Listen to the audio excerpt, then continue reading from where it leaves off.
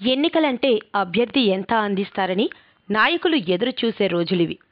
కానీ శ్రీకాకుళం నియోజకవర్గంలో TDP ticket ఆశించిన తమ నాయకురాలు గుండా లక్ష్మీదేవికి పార్టీ మొండి చేయి చూపించడంతో విరాళాలు ప్రకటించి ఎన్నికల్లో ఖర్చు చేసి లక్ష్మీదేవిని ఎమ్మెల్యేగా గెలిపించుకుంటామంటూ శపథం చేస్తున్నారు. ఇప్పుడు ఈ వ్యాఖ్యలు సిక్కోలు నియోజకవర్గ రాజకీయాలు తెలుగుదేశం పార్టీని ముచ్చెమటలు పట్టిస్తున్నాయి. టికెట్ సాధిస్తే చాలు ఆ పార్టీ కేడర్ అంతా తన వైపే తిరుగుతుందంటూ ఊహించిన టీడీపీ అభ్యర్థి గొండు శంకర్ వర్గీయులు అందుకు భిన్నంగా కేడర్ తిరుగుబావుట ఎగరవేసింది. గుండా లక్ష్మీదేవి స్వతంత్ర అభ్యర్థిగా బరిలో నిలిస్తే విరాళాలు సేకరించి గెలిపించుకుంటామంటూ వెంకన్న యాదవ్, సత్యసాయి మధు, రమణ మాదిగ, గండిపేట కోటి ఇలా అనేక మంది లక్షల్లో విరాళాలు బహిరంగ సభల్లోనే ప్రకటించి గుండా దంపతులకు అండగా నిలుస్తున్నారు.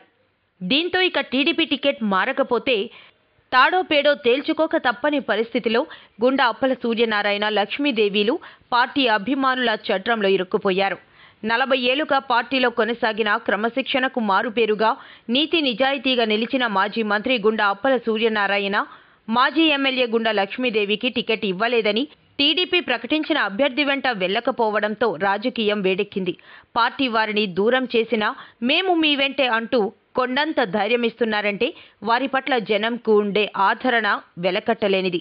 ఎంపీ కింజరపు రామ్మోహన్ నాయుడు ఫాలోఅప్తో గట్టెక్కవచ్చుననుకుని అతిగా ఊహించిన టీడీపీ హైకమాండ్కి తెలుగు తమ్ముళ్లు ఊహించని విధంగా షాక్లు మీద షాక్లు ఇస్తున్నారు. మూడో జాబితాలో టికెట్ను టీడీపీ అభ్యర్థిగా గొండు శంకర్కు ప్రకటించిందే తరువాత టీడీపీ శ్రేణులంతా ఆయన నాయకత్వాన్ని తిరస్కరిస్తున్నామంటూ పెద్ద ఎత్తున నిరసన మంటలతో హెచ్చరించారు. పార్టీ అధినాయకుడని చూడకుండా కట్టలు తెంచుకునేంత కోపంతో రగిలిపోయారు. దీంతో అప్పల సూర్యనారాయణ, లక్ష్మీదేవిలు సైతం వారికున్న అసలైన బలమెంత అనేది కార్యకర్తలు, నాయకులు రుజువు చేయడంతో ఆశ్చర్యపోయారు. దీంతో ఇక మాజీ మంత్రి అప్పల సూర్యనారాయణ క్రమశిక్షణ గల పార్టీ కార్యకర్తలను అన్యాయం చేయకూడదని నిర్ణయించారు. అందరి అభిప్రాయం తీసుకుంటామన్నారు.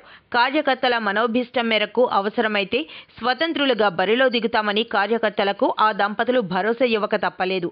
పార్టీ క్రమశిక్షణను కాదని రెబల్గా 2 ఏళ్ల పాటు పార్టీలో తిరిగిన శంకర్కు టీడీపీ రాష్ట్ర అధ్యక్షుడు అండగా ఉన్నారని తెలిసిన శంకర్కు టికెట్ ఇచ్చేసరికి ఏమవుతుందోనని అందరూ ఉత్కంఠతో ఎదురుచూశారు.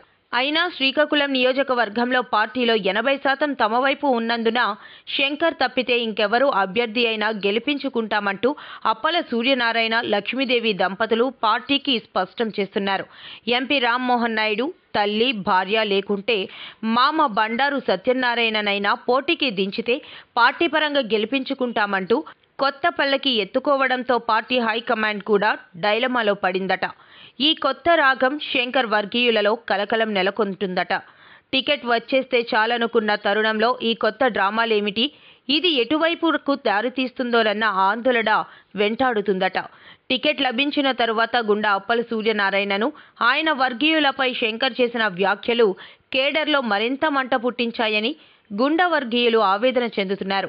టీడీపీ జిల్లా అధ్యక్షుడు కూన రవికుమార్ ఇప్పటి వరకు తనకు సంబంధం లేనట్టుగా వ్యవహరించగా చివరకు శ్రీకాకుళం నియోజకవర్గంలో టీడీపీకి నష్టం వాటిల్లే పరిస్థితి ఎదురు కావడంతో గుండా దంపతుల ఇంటికి రాయబారానికి వెళ్లారు.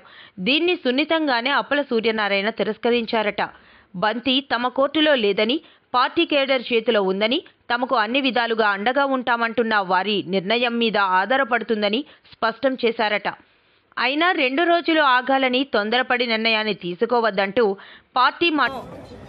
మన పార్టీ అధ్యక్షుడు అచ్చెన్నాయుడు గారి తరఫున 3 సార్లు వెళ్ళాను. వెళ్ళి 3 సార్లు కూడా ఆయన్ని వాళ్ళని నన్ను కూర్చోబెట్టండి, వాళ్ళందరినీ కూర్చోబెట్టండి, నన్ను ఒక్కదాన్నే కూర్చోబెట్టండి. నా తప్పు అయితే నేను క్షమించమని అడుగుతాను. నా తప్పు లేకపోతే అందరం కలిసి పార్టీకి పనిచేస్తాము. ఈ ఒక్క విషయం మీరు చేయండి సార్ అని 3 సార్లు ఆడదానిగా నేను వెళ్ళి అడగడం జరిగింది. పాపం ఆయనకి 2 సంవత్సరాలు ఖాళీ లేక, 1 నిమిషం కూడా టైం లేక ఆయన పని చేయలేకపోయారు. అందువలన ఈరోజు ఈ విధంగా మళ్ళీ రావడం జరిగింది. పార్టీలో పెద్దలు ఎందుకు నిర్ణయించారో తెలీదు, కొత్త వ్యక్తి పేరు నిర్ణయించడం జరిగింది. అయితే ఇప్పుడు 80% కార్యకర్తలు ప్రజానీకు కుటుంబ సభ్యులు లాంటి తెలుగుదేశం పార్టీ కార్యకర్తలందరూ కూడా మా వెంటున్నారు. వారందరూ ఒకటే కోరుకుంటున్నారు, ఇండిపెండెంట్గా వేస్తే మనం గెలుస్తామని. గెలుపు ఓటములు పక్కన పెట్టిన కార్యకర్తల మనోభావాల మేరకు వాళ్ళు ఏం చెప్తే అదే చేస్తారు.